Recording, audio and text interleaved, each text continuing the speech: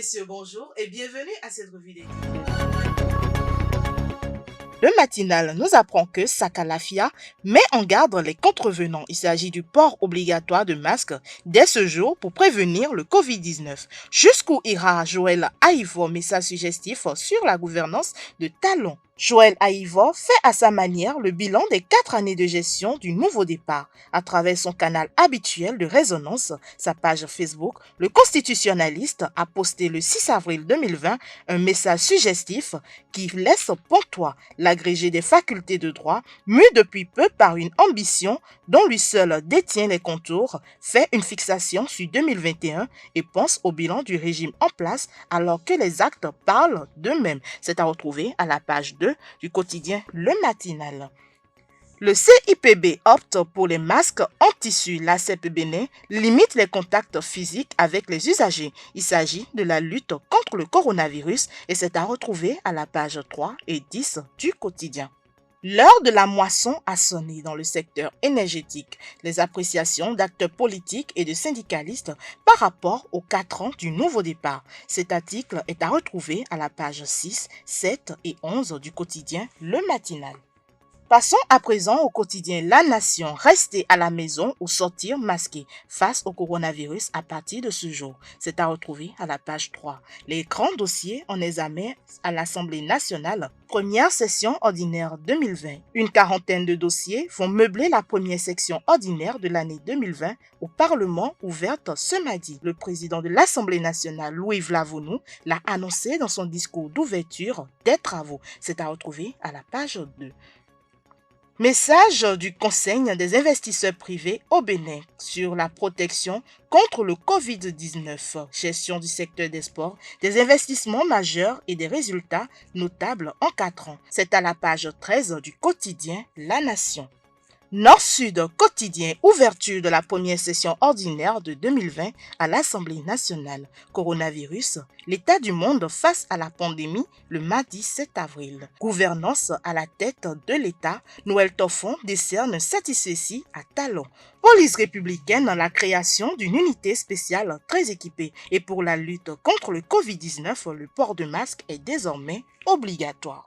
Le Béninois libéré à présent, nos excuses à l'avocate. Il s'agit du quotidien Le Béninois libéré qui présente ses excuses à maître Marie-Élise Gbedo par rapport à l'article paru hier. Toutes nos excuses à maître Marie-Élise Gbedo pour notre manchette d'hier dans laquelle nous lui prêtions des propos et évoquions sa reconnaissance des efforts du gouvernement. En toute honnêteté, loin de toute idée de nuire à sa personne dans l'article, nous avons cru voir en l'audio de la directrice de l'hôtel du port qui a le même timbre vocal que maître Marie-Élise Gbedo, cette avocate défenseur du droit et de la vérité à travers la clarification qui était faite dans l'audio. Autrement dit, il était question pour nous de parler en bien d'elle afin que les gens sachent que c'est pour établir la vérité des faits que l'audio, la suite, est à retrouver dans le quotidien Le Béninois libéré.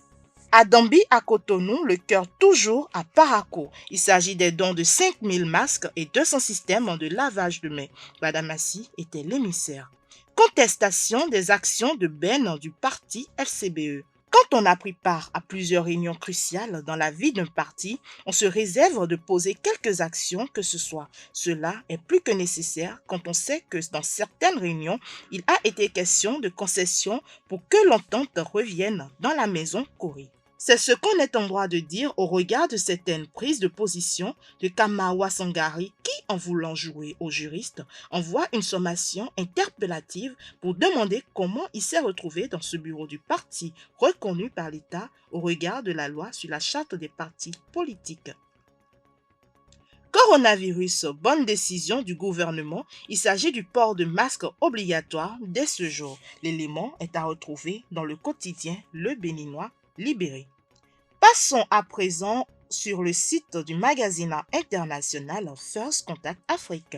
Gestion de la Covid-19 au Zimbabwe. Une association de médecins porte plainte contre le gouvernement. L'association des médecins du Zimbabwe pour les droits humains a annoncé avoir porté plainte contre le gouvernement, l'accusant de ne pas leur avoir donné les moyens de se protéger et de lutter contre la pandémie du Covid-19. Politique en Guinée, la nouvelle constitution promulguée par le président Alpha Condé. La révision de la constitution guinéenne par référendum fin mars a conduit à de nombreuses tensions avec à la clé des morts. Malgré les dénonciations de l'opposition, le président a promulgué le texte de la nouvelle constitution par décret lu à la télévision nationale ce lundi.